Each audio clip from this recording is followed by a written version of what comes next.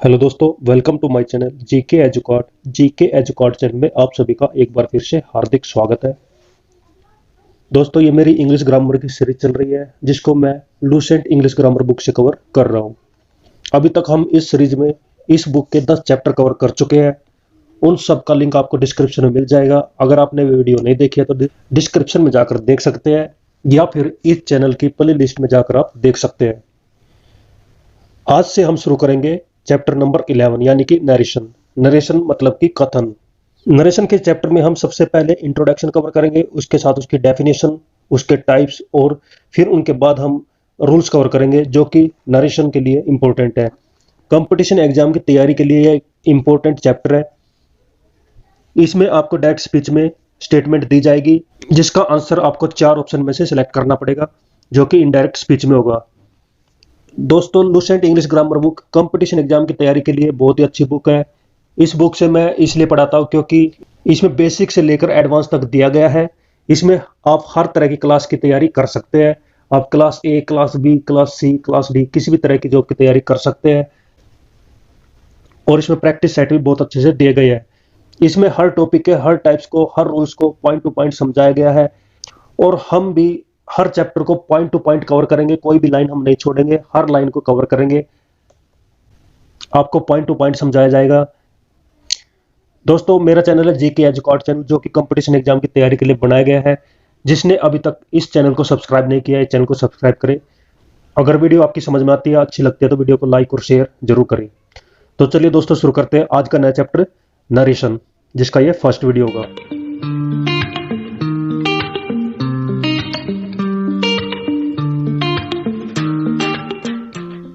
तो नरेशन की शुरुआत करते हैं। नरेशन का मीनिंग होता है कथन। नरेशन को हिंदी में क्या बोला जाता है? कथन। जो हम बातें करते हैं, विचार प्रकट करते हैं। नरेशन का निर्माण जो है नरेट शब्द से हुआ है। नरेट शब्द का शाब्दिक अर्थ होता है टू से, टू स्टेट यानी कि कहना, बोलना। नरेशन का समानार्थक शब्द है अजर्शन, स्टेटमेंट, डिक्लेरेशन। ये हम आगे चैप्टर में पढ़ेंगे। इससे पहले हम समझ लेते हैं नरेशन दो प्रकार की होती है, डायरेक्ट स्पीच और इनडायरेक्ट स्पीच। आप मेन याद रखिए, नरेशन कितने टाइप्स के होते हैं? 2 टाइप्स की, डायरेक्ट स्पीच और इनडायरेक्ट स्पीच। ये तो कंपटीशन एग्जाम में नहीं पूछा जाता है, लेकिन ये बेसिक है, आपको ये पता होना चाहिए। अब इनकी डेफिनेशन पढ़ते हैं। दोस्तों, फर्स्ट आ जाता है डायरेक्ट स्पीच। जब कोई ऑडियंस यानी कि श्रोता किसी स्पीकर यानी कि वक्ता जो बोलता है, स्पीकर के स्टेटमेंट को स्पीकर की भाषा में, स्पीकर के शब्दों में एक्सप्रेस करता है, तो उसको हम डायरेक्ट स्पीच कहते हैं। जब ऑडियंस स्पीकर के शब्दों को, स्टेटमेंट को स्पीकर की भाषा या शब्दों में बताता है, बोलता है, तो उसको हम बोलते हैं डायरेक्ट स्पीच। इसको लिखते कैसे है? स्पीच में स्पीकर के स्टेटमेंट को इन्वर्टेड कोमा के अंदर लिखा जाता है। जैसे Shweta said I am busy, तो श्वेता ने कहा कि मैं बिजी हूं, तो आई एम बिजी श्वेता ने बोला। श्वेता कौन है इसमें? स्पीकर है, वक्ता है। उसका स्टेटमेंट है आई एम बिजी, इसको हमने रखा है इन्वर्टेड कॉमास के अंदर। वैसे ही Veena said to me I love you very much, तो वीना का जो कथन है यानी स्पीकर है यहाँ पर वीना, उसका जो स्टेटमेंट है आई लव यू वेरी मच, इसको हमने इन्वर्टेड कोमा के अंदर रखा है।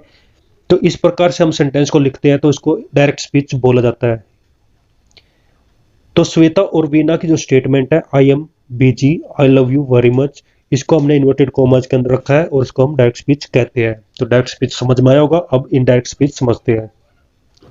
इनडायरेक्ट स्पीच, जब ऑडियंस यानी कि श्रोता किसी स्पीकर या वक्ता के स्टेटमेंट को अपने शब्दों में, अपनी भाषा में एक्सप्रेस करता है, बताता है, व्यक्त करता है, तब हम इसको बोलते हैं इनडायरेक्ट स्पीच। इस स्पीच में इन्वर्टेड कॉमास को हटा दिया जाता है, यानी कि इन्वर्टेड कॉमा को यूज नहीं किया जाता। इसको डायरेक्ट लिखते हैं। जैसे ऊपर फर्स्ट था, उसका इंडेक्स स्पीच होगा Shweta said that she was busy, तो इसको बोला जाएगा indirect speech. Veena told me that she loved me very much, तो ये हो गया इनडायरेक्ट स्पीच। तो दोनों एग्जाम्पल में श्वेता और वीना के जो स्टेटमेंट है, उनके जो कथन है, वो इन्वर्टेड कोमा के भीतर नहीं रखे गए हैं। श्रोता के नाते हमने श्वेता और वीना के स्टेटमेंट को अपनी भाषा में, अपने शब्दों में व्यक्त किया है, एक्सप्रेस किया है, तो इसको बोला जाता है इनडायरेक्ट स्पीच। तो दोनों में डिफरेंस आपको समझ में आया होगा।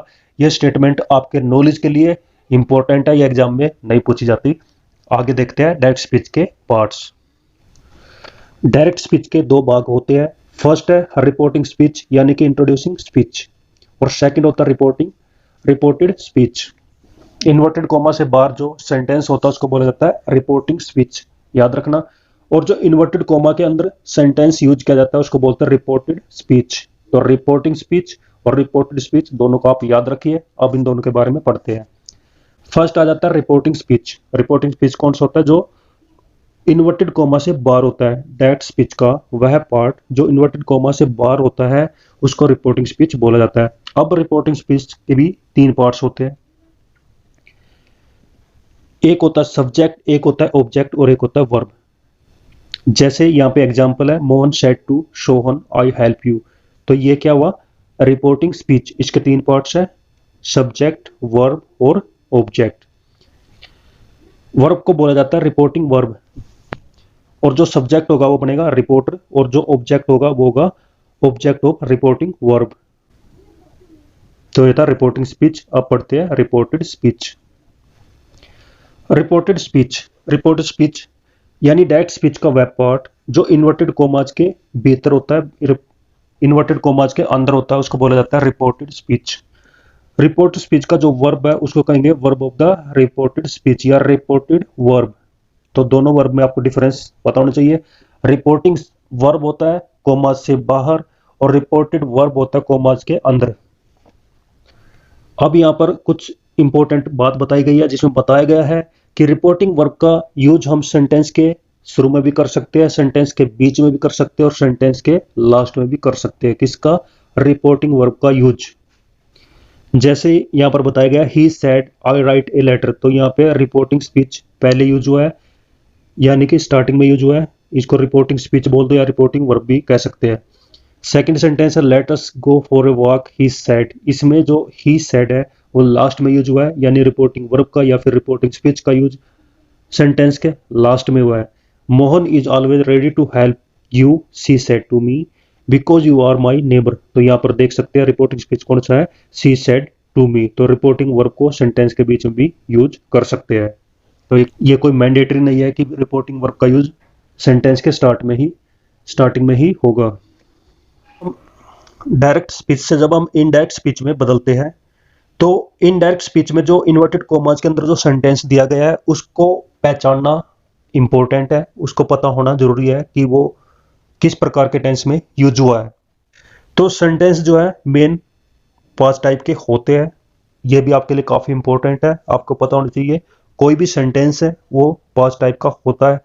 फर्स्ट होगा असर्टिव सेंटेंस जो कि डिक्लेरेटिव या फिर स्टेटमेंट भी बोला जाता है। इंटरगेटिव सेंटेंस जिस सेंटेंस में क्वेश्चन का यूज किया जाता है। इंपेरेटिव सेंटेंस जिसमें कमांड ऑर्डर का यूज किया जाता है। ऑप्टेटिव सेंटेंस जिसमें विशेष का यूज किया जाता है। और एक्सक्लेमेटरी सेंटेंस जो कि सरप्राइजिंग सेंटेंस होते हैं। असर्टिव सेंटेंस को हिंदी में बोला जाता है कथनात्मक वाक्य, स्वीकारात्मक वाक्य या फिर अस्वीकारात्मक वाक्य, यानी कि आप उसमें यस और नो का यूज करेंगे। इंटरगेटिव सेंटेंस को हिंदी में बोला जाता है प्रश्नबोधक वाक्य, जिसमें आप क्वेश्चन मार्क का यूज करेंगे, जिसमें आप क्वेश्चन पूछेंगे। इंपेरेटिव सेंटेंस को हिंदी में बोला जाता है आज्ञा सूचक वाक्य, जिसमें हम कमांड या ऑर्डर को फॉलो करेंगे, कमांड ऑर्डर को उस सेंटेंस के अंदर यूज किया जाएगा। ऑप्टेटिव सेंटेंस को इच्छा बोधक वाक्य बोला जाता है, जिसमें विशेष का यूज किया जाता है। एक्सक्लेमेटरी सेंटेंस जिसको हिंदी में बोला जाता है विस्मयादि बोधक वाक्य। तो सेंटेंस में सबसे पहले आ जाता है assertive sentence. Assertive sentence 2 type के होते हैं, अफर्मेटिव सेंटेंस और नेगेटिव सेंटेंस। अफर्मेटिव सेंटेंस वे सेंटेंस होते हैं जिसमें यस का यूज किया जाता है, उसमें यस लिखा नहीं जाता लेकिन उसमें यस का बोध होता है, यानी कि वो पॉजिटिव सेंटेंस भी होता है। नेगेटिव सेंटेंस वो सेंटेंस होता है जिसमें नो का यूज किया जाता है, जो हमें अस्वीकृति का, ना का बोध कराता है। ऐसे सेंटेंस को नेगेटिव सेंटेंस बोलते हैं। तो हम इनको डेफिनेशन से समझते हैं। Assertive sentence the sentence which express yes और नो सेंस, यानी कि ऐसे सेंटेंस जिसमें हाँ और ना का बोध होता है उनको असर्टिव सेंटेंस बोला जाता है। जैसे एग्जांपल है he is a student he writes a letter, यानी कि इसमें नो का यूज नहीं हुआ है, इनका सेंस यस में आता है, तो इसको बोलेंगे हम असर्टिव सेंटेंस का अफर्मेटिव सेंटेंस।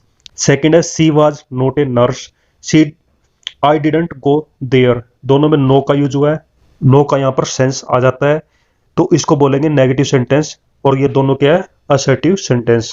तो पहले पढ़ते हैं अफर्मेटिव सेंटेंस। फर्स्ट आ जाता है affirmative sentence, the sentence which express yes sense, यानी कि ऐसे सेंटेंस जिसमें हाँ या फिर स्वीकृति का बोध होता है, अफर्मेटिव सेंटेंस कहलाता है। You are a good student, she loves you, इसमें यस नहीं लिखा जाता, लेकिन ये सेंटेंस जो है यस यानी कि पॉजिटिव का सेंस कराते हैं, इसमें नकारात्मक नहीं होता। Negative sentence, the sentence which express no sense, ऐसे सेंटेंस जिसके अंदर नहीं यानी कि अस्वीकृति का बोध होता है, उनको नेगेटिव सेंटेंस कहते हैं। She is not a good girl, you don't go there, दोनों में नोट का यूज हुआ है, इसलिए ये दोनों सेंटेंस क्या नेगेटिव सेंटेंस है। और याद रखिए असर्टिव सेंटेंस में हमेशा फुल स्टॉप का यूज किया जाता है। सेकंड आ जाता है इंटेरोगेटिव सेंटेंस। तो इंटेरोगेटिव सेंटेंस वे सेंटेंस होते हैं जिसमें क्वेश्चन पूछे जाते हैं। The sentence which is use to ask a questions, तो क्वेश्चन जो पूछे जाएंगे वो भी यस और नो में आएंगे।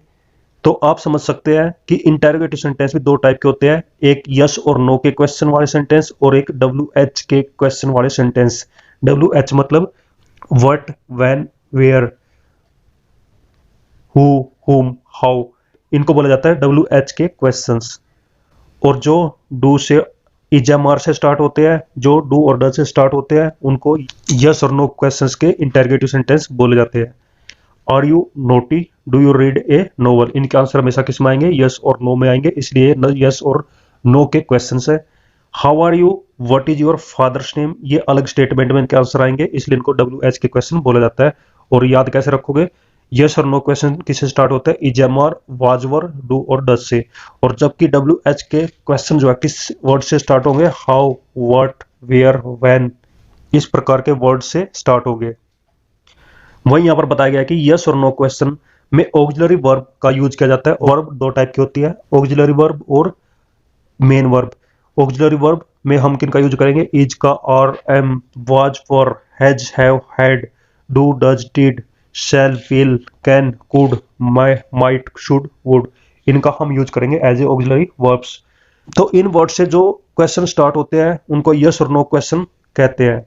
ऐसे प्रश्नों का जो जवाब है वो हाँ और ना में मिलता है, यानी आर यू टॉल, इसको हम आंसर देंगे यस आई एम टॉल, या फिर जवाब देंगे नो आई एम टॉल, यानी यस और नो में इनका आंसर होगा।